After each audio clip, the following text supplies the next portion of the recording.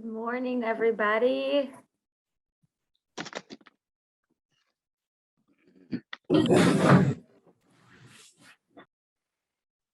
How's everybody doing? It's been a while, I think, since I've seen most of you.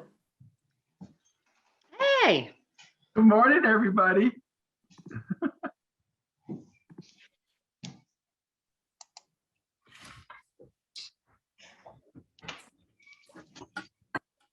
Still letting a few more people in.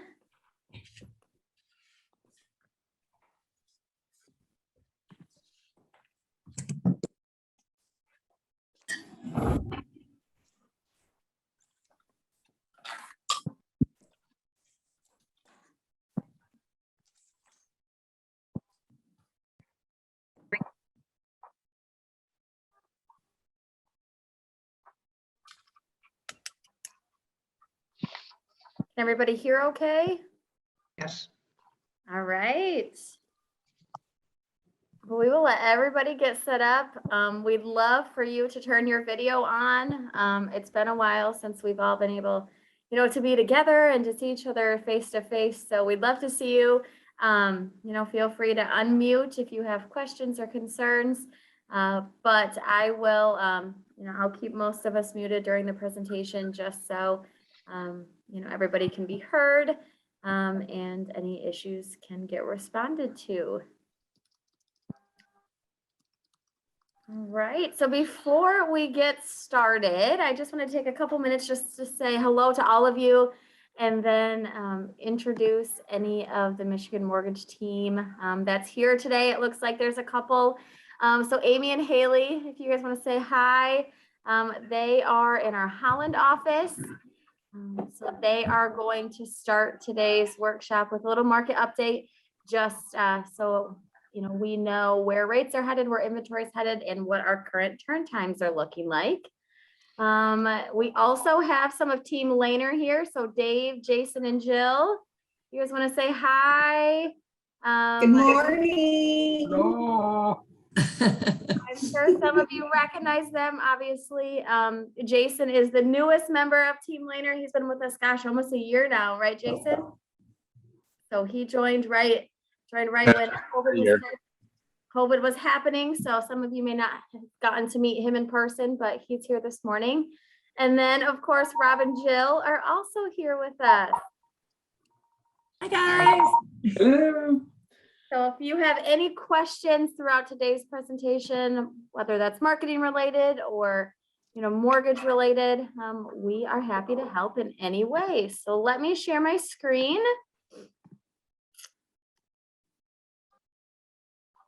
All right, Amy, you can take it away whenever you're ready.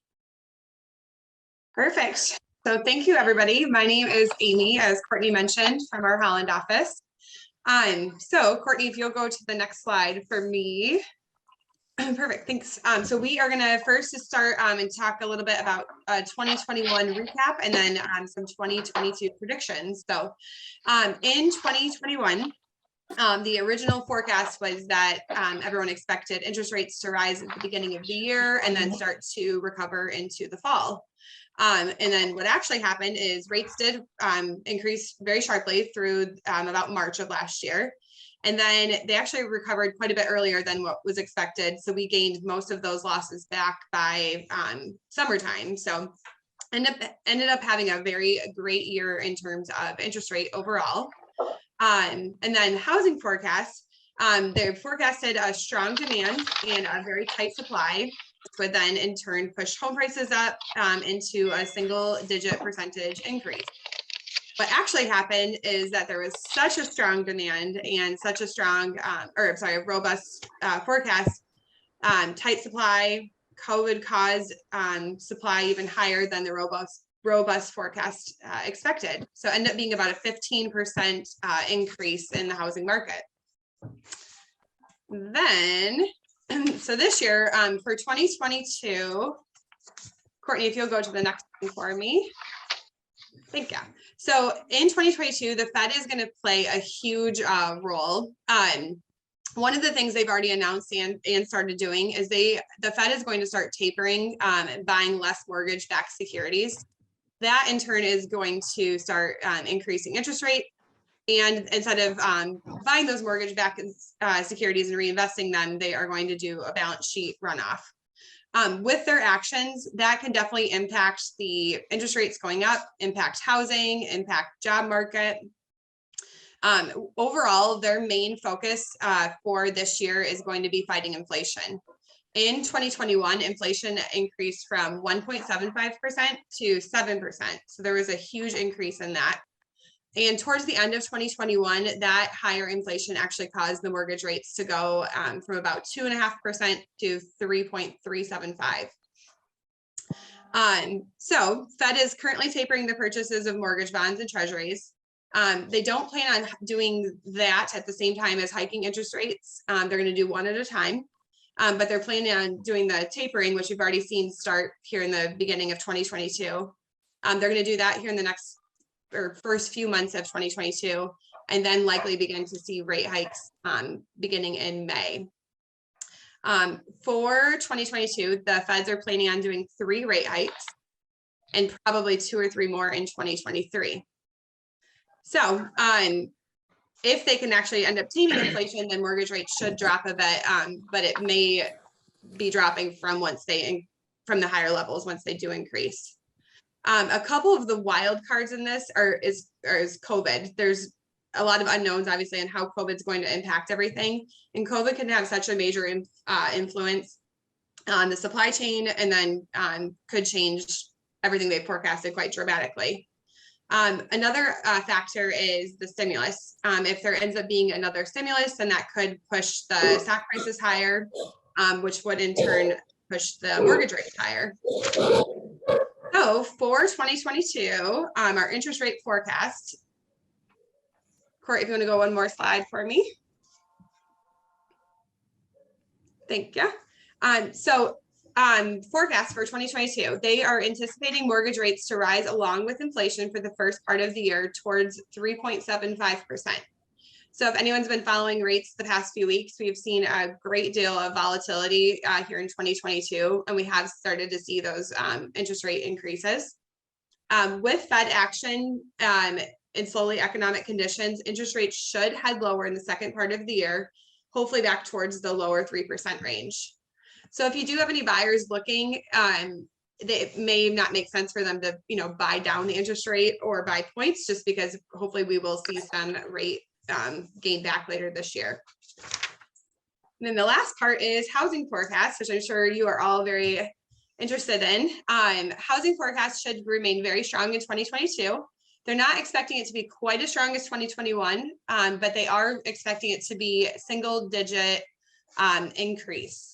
So demand may be slightly softer just due to those high rising interest rates, but still very robust. Supply will increase but remain tight. A tight labor, supply chain disruptions, and semiconductor shortages will all play a role. Again, that COVID, all those different factors around COVID are a big unknown. And then rents do continue to rise. Increases will remain above 5%, which is going to push many people into seeing the benefit in buying and becoming a homeowner. So overall forecast for housing in 2022 is mid to high single-digit appreciation, which still provides a great wealth creation opportunity. And then Haley from our Holland office is going to finish up real quick, and I'm going to mute myself. Hi guys, it's awesome to see you. There's lots of faces on here I haven't seen in a long time, like Greg and Diana and Carrie. So good to see you guys. Real quick, I wanted to go over turn times with you. So currently, pre-approval turn times less than 24 hours from whenever you refer that borrower over. So the best way to refer that borrower is our Snap app that we use, our Pro Snap app. So we will be sending out a copy of this presentation, the recording, to everybody afterwards, and we'll make sure we include all of our app links right in there for each individual loan officer, so you can download that. The best way to have your clients apply, so we can get that information the quickest and accurate from them. Let's go into some product turn times now. Conventional loans, we're closing those in 25 days roughly. Government loans, FHA and VA, 30 days approximately. Rural development's running about 35 days, as rural development has to do their own approval after we get our final approval from underwriting. They're currently at 2 days, and that time can vary depending on how busy they get. But right now, it's definitely quick. Same thing with MISHDA, that down payment assistance program. 35 days is basically the turn time with any product that the borrower is getting that MISHDA loan on. They're only at 1 business day for review before they issue their commitment. So that is super fast right now. So that's making things go quickly on those loans. Title work, we're seeing back in about 7 to 10 days. Appraisals have definitely sped up. Those are about a week from ordering the report until we have the copy back at our office. And then clear to close to closing, we're still sending out that closing disclosure in advance of our clear to close, so we don't have to wait those 3 business days. So once we get our clear to close, we can close within about 48 hours of receiving that, as long as we have that signed CD from the borrower the day before, their homeowner's insurance, and the last minute items we need for closing. So things are happening quickly right now. We definitely are staying on top of these turn times and trying to close loans as quickly as we can.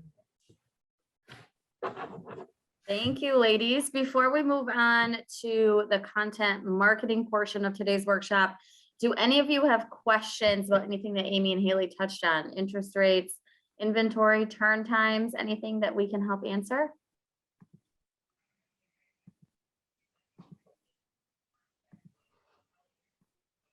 All right. Everybody's quiet this morning. Okay, well, I will move on then to the marketing portion of today's workshop. I called it Content is King. Over the past few years, all of us at Michigan Mortgage have certainly learned the value of content, whether that is educational content, content about our business, the importance of creating that content, putting that content on our website, and then of course sharing it on social media.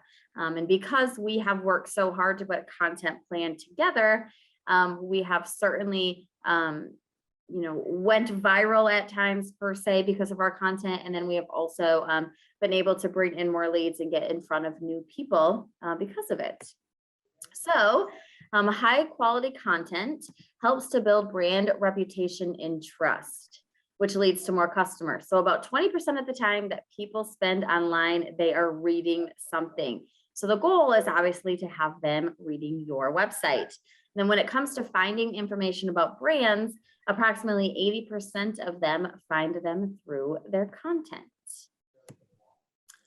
So again, content is king. But before you start creating quality content, you need to have a strategy in place. Because the ultimate goal is to have your content work for you. If your content can work while you're sleeping or you're enjoying time with your family, that's certainly going to pay off in the long run. So you need to ask yourself 2 questions if you are ready to commit to a content marketing strategy. So number 1, where will you post your content? And number 2, how will you drive traffic to your content? So my number 1 suggestion for all of you and small businesses in general is to start blogging. So if you run a small business, chances are you are wondering if blogging is worth the time and effort. And the answer is most definitely yes. Blogging for your business on a frequent basis is an easy, inexpensive way to enhance your marketing efforts, drive traffic, and attract more customers. So if you have not done your goal planning for 2021, or if you still have a few more goals to add to your list, I would encourage all of you to move blogging to the top of it. And here's why. So 61% of US consumers have made a purchase based on a blog post. And websites with blogs have a 434% more indexed pages than websites without blogs. So index pages are what the different search engines, so Google and Bing, those are the pages that they look at when they determine how your website ranks when someone searches for realtor or buying a house in a given area online. And 94% of those who share posts do it because they will think it's helpful for others. So this is why your blog content can really start working for you. If you create something and you share it on social media and your audience thinks their friends and family could find it useful, your content is continuously shared even without you having to put any of the effort up front to get it out there. So why a blog? Again, blogs boost your search engine optimization. Search engines love to provide fresh, valuable content. And of course, what better way to do that than writing blog posts? Blogs also help you develop relationships with existing and potential customers. It establishes your business or brand as an industry leader. I think because COVID has kind of changed the ways that we do business, we're no longer able to meet quite as many people face to face. We're having to set ourselves apart from the competition. And one way you can do that is you establish yourself and your brand as an industry leader and an educator. So no matter how small your business is, you can build trust by providing valuable expert information in your blog posts. You can also use blogs to generate leads. It helps you to get in front of new people or people that maybe are looking for services you provide but have questions, and your blog happened to be the question or the answer that they were looking for. Blogs also create opportunities for sharing. So every time you post a blog, you create an opportunity for your audience to share that post with others. So whether they link your blog post, they tweet it, they email it, it's all free marketing and further validates you as a credible business. So before we move on to the driving traffic, how many of you have blog posts actually on your website? Do any of you have blogs, or are you maintaining blogs? It looks like maybe a few of you. So the good thing is that if you already have a website, one that maybe you have created or you've paid somebody to create on your behalf, and you're using, a WordPress or some sort of website creation tool like that, it's fairly easy to get a blog site added. And then you just have to make sure you're posting consistent content. And obviously, that's something that we've done here at Michigan Mortgage. So if you have questions about how to get a blog started or how to put it up on your website, certainly reach out because it does look like a majority of you haven't quite gotten there yet. So hopefully 2021 can be your year. So once your blog is created and you've committed to posting content, it's important then to start driving traffic. So our suggestion to you is to focus on Facebook. Every blog that you publish should be posted to your Facebook page. And if you have marketing dollars to spend on Facebook, you can consider boosting it when appropriate, especially if it's something more like breaking news or a new program that may be available to a lot of customers in our area. So driving Facebook traffic to your blog and website is essential. Regardless of the quality of articles you write, without readers, your efforts as a marketer fail. So I wanted to share a little case study with all of you, just so you could understand, I guess, that, oops, sorry about that, about, the power that these blog posts have. So in 2018, I worked with Rob and Dave to write a blog post about Mistra's $15,000 down payment assistance program. This was the program that they called it the Step Forward Assistance Program. It came out and it had very limited funds. So not everybody was going to be able to use it. So we, the day it came out, maybe the day after it came out, we wrote a short blog post, posted it on our website. We posted it to Facebook, and then we spent, maybe $20 or $30 boosting it to everybody in our area. That blog post was our most read post of 2018.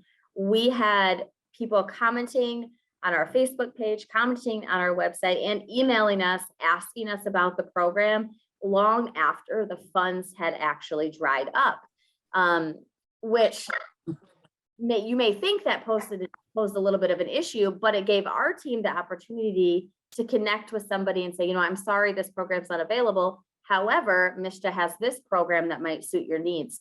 And so now we're 2022, we're nearly 4 years later, And this same blog post continues to generate more traffic on our website because of its popularity and the way Google has categorized it for SEO.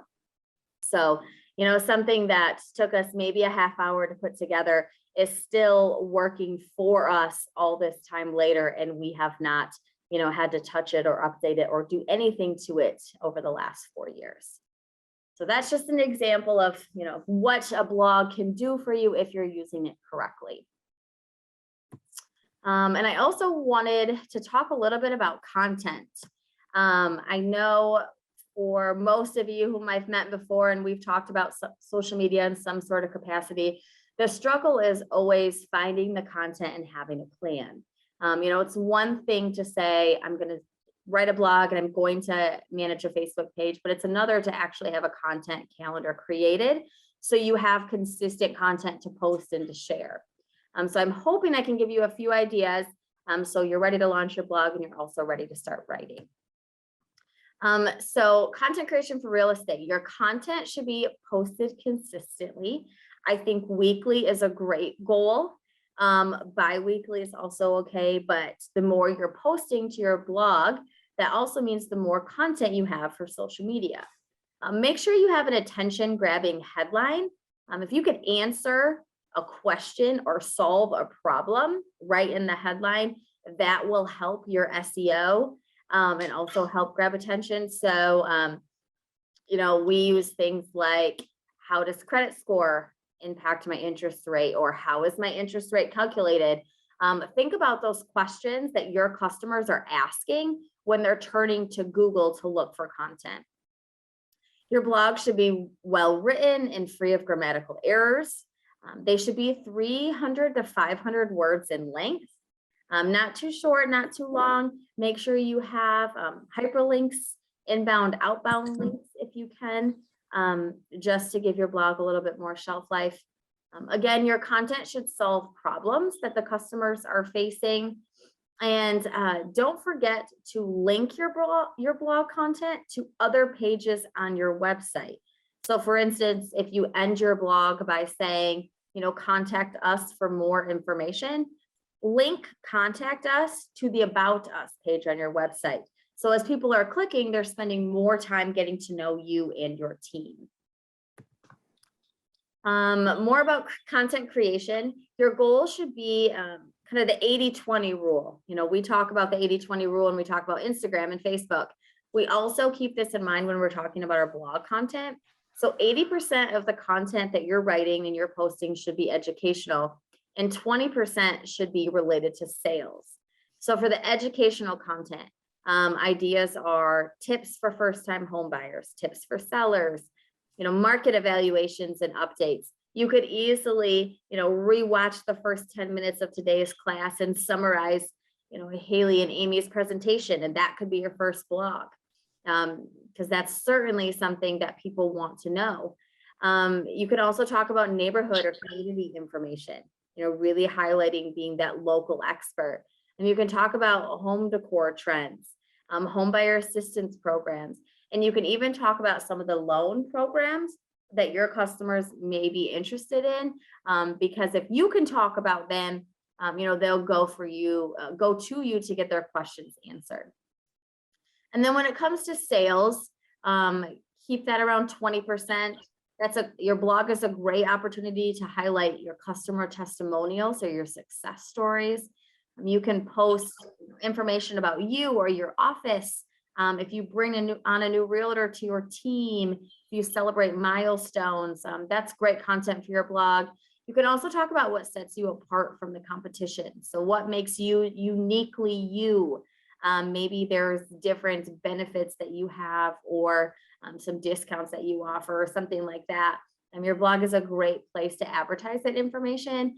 And you also want to make sure that you are highlighting any awards or recognition that you're receiving on your blog post. All right, so I thought today, I know I'm packing a lot of information in here, but I did want to leave you with a few examples, you know, one local and one in a different state, that are doing blogging really well for a variety of reasons. I think it's always nice to know what our competition is doing, track what our competition is doing, especially because it gives us a couple ideas, as we work through this process ourselves. So who is doing this well? I'm sure most of you know Heather, she is down in Holland. A few years ago now, she really kind of took her blogging to the next level. As you can see here, she has tons of posts, lots of different categories those posts fall into. Some are community related, some are very sales related, just lots of information for people, and it's categorized really well. So somebody can come in here, they can click on a category, they can read all about it and explore as they go. She also does a really good job of incorporating video into her blog posts. Some people prefer to read, some people prefer to watch. So if you have a blog post written, you can spend 5-10 minutes filming a quick video to add to that blog and really, satisfy all of the different customers that you're reaching. And she also does a great job of staying on top of her blog posts. So, as information comes available or information breaks, the first place she is posting that is for blog. And then she's using obviously that blog to get in front of everybody. So she's a great example, homesweetholland.com. And I also thought Shore West Realtors, they're in Wisconsin, and they also do a great job of being very, very educational, but also being community focused. So you can see here when I took this screenshot, their most recent blog post was about activities to do in Wisconsin in the winter. That's a great way to, focus on that local area that you're serving. Look as though you're the expert. And then of course, if somebody's going to Google to figure out what to do this weekend, there's a good chance that your content's going to pop up. And then of course, the second article, they're talking about mortgage rates. So again, they're positioning themselves as the local expert that has information that will answer any of your questions. Another thing that I think they have done really well is if you can see on the right-hand side of the page here, where it says subscribe. So this allows people, whether that's, buyers, sellers, community members, anybody to actually subscribe to Shore West blog. That means that anytime this group of realtors posts a blog, people are automatically notified via email. Not everybody opens it, but if you get, 50% of the people opening your blog, that's already a large community that are seeing your content, and then they may be inclined to share that with their audience as well. So there's a couple examples, a couple people that are doing it really well, that will hopefully give you a little bit of inspiration and a few ideas as you work through this process. So I will stop sharing my screen. I know I packed a lot of information in there, and we went through rather quickly, but our hope was today that we could, spend a little bit of time together and get through as much content as possible to kind of help you start the year off strong. So does anybody have questions or comments? If you wants to say hi to the team, you feel free to unmute yourself and we'll hope.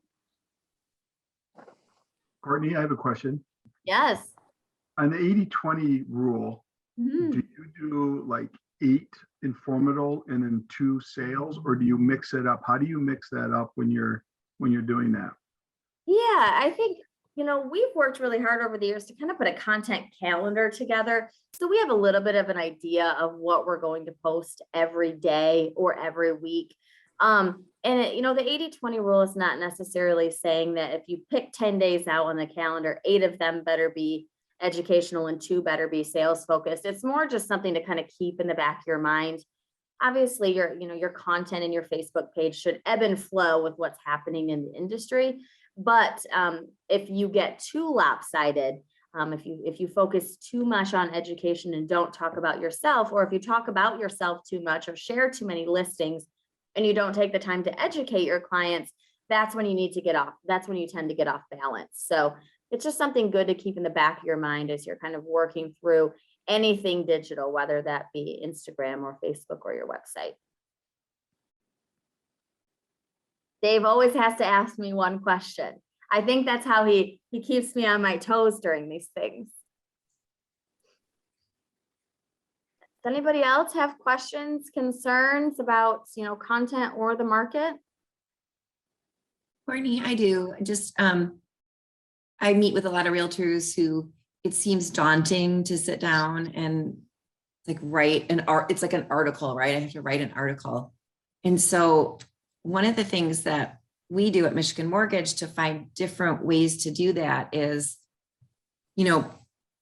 you can interview someone maybe who's just opened a business or done something in your area where you literally, you guys, it's not like you're being a journalist. You can just do an interview and you can even have like your question, their answer, your question, their answer. You could do that with an appraiser. You could do, so there's all kinds of different ideas. So if you guys are kind of struggling with ideas, like reach out to Courtney or me or really anyone that you're working with, because it seems really daunting. And once you get in the flow of maybe you're like, okay, I'm going to do this once a week, or I'm going to do it once a month, just sort of start and then set up the time frame. It's not that daunting is kind of what I wanted to say, because I think people think, oh my gosh, I don't have time to do that, or I don't know where to start.